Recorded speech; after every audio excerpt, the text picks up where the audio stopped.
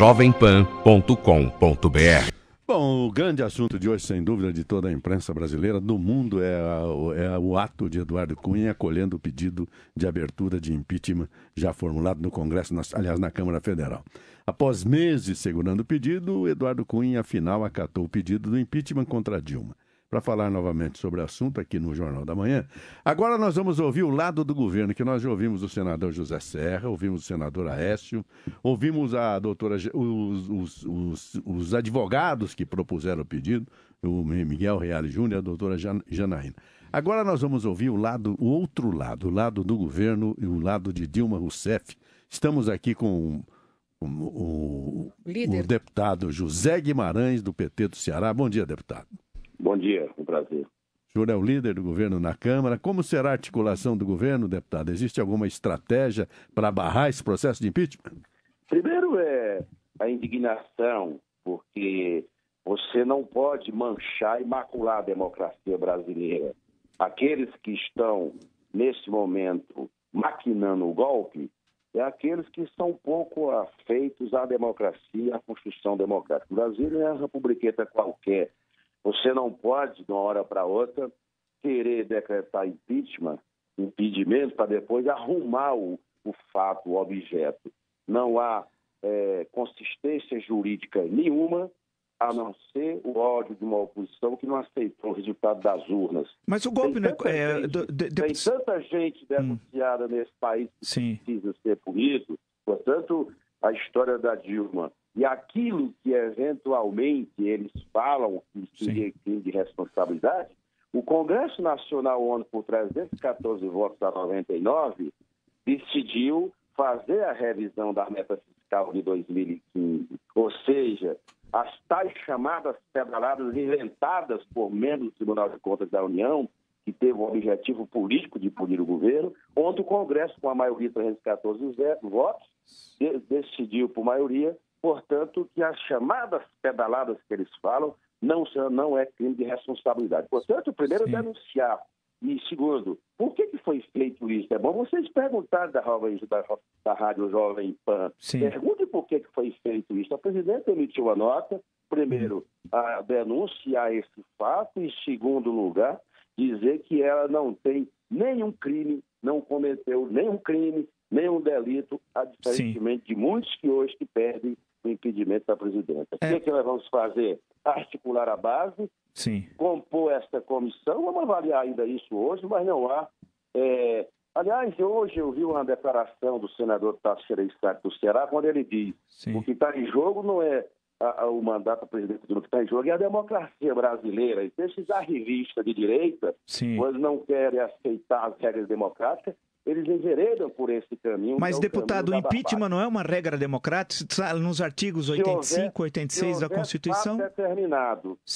Regra democrática é democrática. Se houver fato determinado, se tiver lastro jurídico e se tiver consistência jurídica, que não é o caso. A comissão é que vai decidir, né? Faz a oposição. Claro. A não ser aqueles que fazem a oposição. Portanto, não tem essa de impeachment. O país não vai aceitar isso, porque, afinal de contas, o Brasil é uma democracia sólida. Claro, aí a comissão especial, tal qual dispõe a Constituição, né, deputado? Por isso que eu não entendo bem quando o senhor respeita, evidentemente, sua opinião, mas fala a questão de golpe, isso é o cumprimento estrito da letra constitucional, tal qual em 1992. Se a Constituição que estava em vigência valeu em 92, em 2015... E por quê? Mas a Constituição que você faz referência é a mesma que diz para fazer impedimento tem que ter objeto, tem que ter fato e tem que ter crime. Qual foi o crime que a presidenta Dilma cometeu? Nenhum.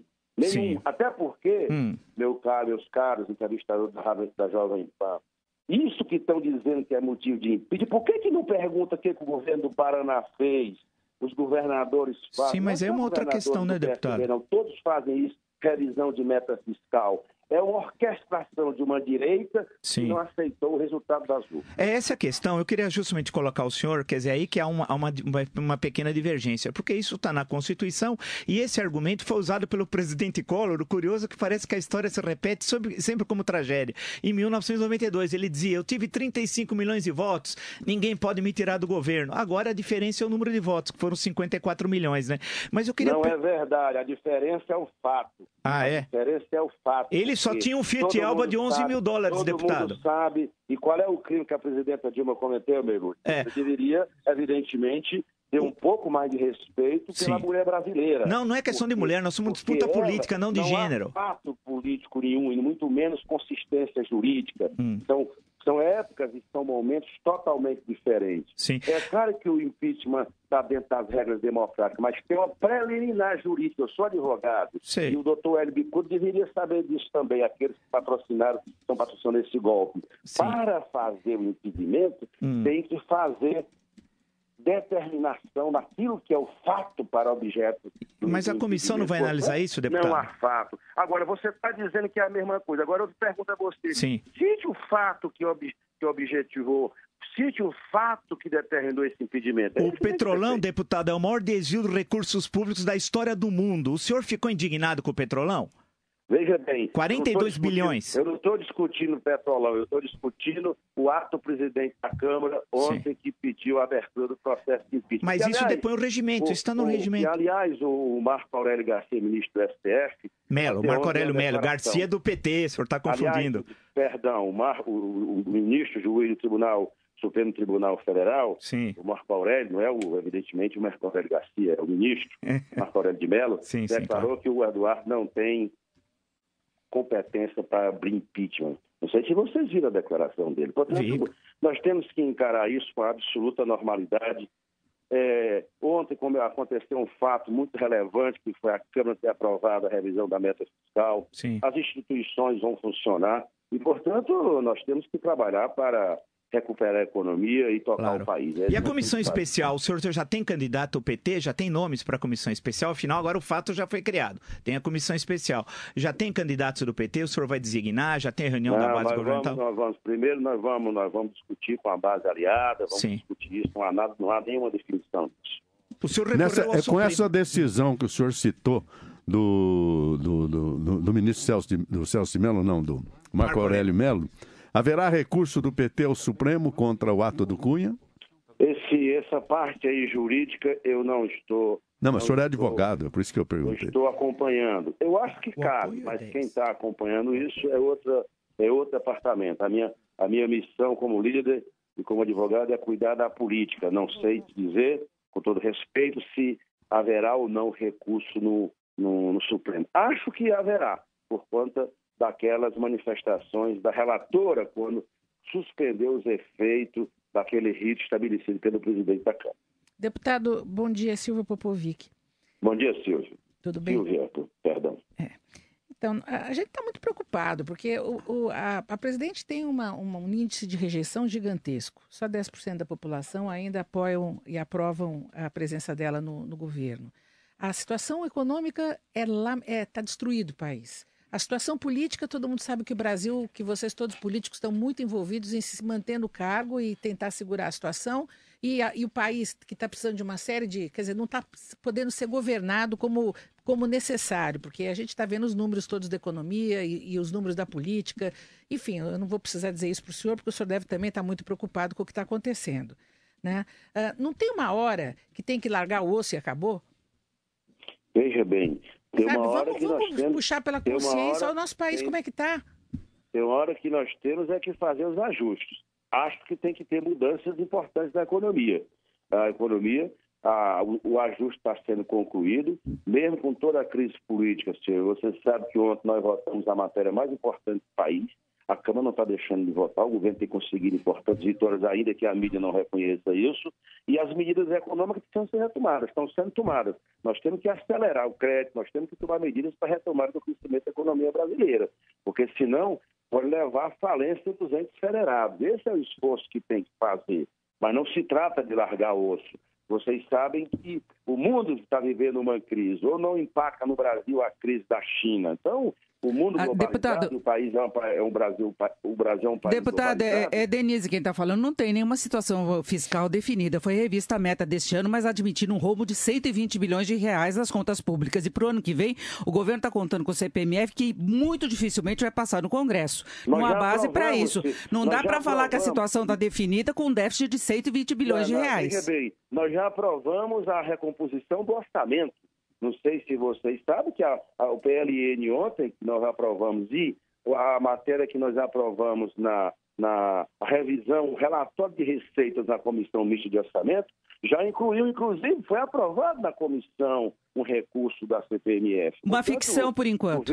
O governo está tomando todas as medidas, o governo tem um colchão importante, o país tem 1 trilhão e quase 400 bilhões de reservas, que é um colchão importante. Então eu estou seguro que o Brasil não é essa terra arrasada que muitos falam e vai encontrar, o governo vai buscar, está trabalhando fortemente para buscar um entendimento com os governadores e retomar o crescimento. Esse é o esforço que está fazendo, É claro que a gente respeita muito a opinião das pessoas que divergem, desde que elas sejam feitas dentro do terreno da razoabilidade. Agora, essas saídas transversais que tentam criar, não é solução para os problemas do país. Deputado... O governo desgastado não é motivo para impeachment. Ou vocês acham que o governo do Paraná e o base governador não estão tanto quanto desgastados quanto o governo federal? A situação política do país, a situação econômica, está levando um desgaste grande e generalizado da classe política. Portanto, nós temos que ter muita cautela, não podemos comprometer a democracia, vamos enfrentar esse processo na Câmara com a mais absoluta tranquilidade. Assim como será enfrentado o processo de cassação do presidente da Câmara no Conselho de Ética. Cada qual no seu cada qual. Isso é que tem que ser feito. As instituições no Brasil, as instituições funcionam. Portanto, vamos aguardar e vamos trabalhar. Deputado Zé Guimarães, muito obrigado pela sua presença e a sua entrevista aqui no Jornal da Manhã. Tá, muito obrigado. Desculpa a minha sinceridade. Um abraço a todo o povo de São Paulo e do Brasil. Muito obrigado.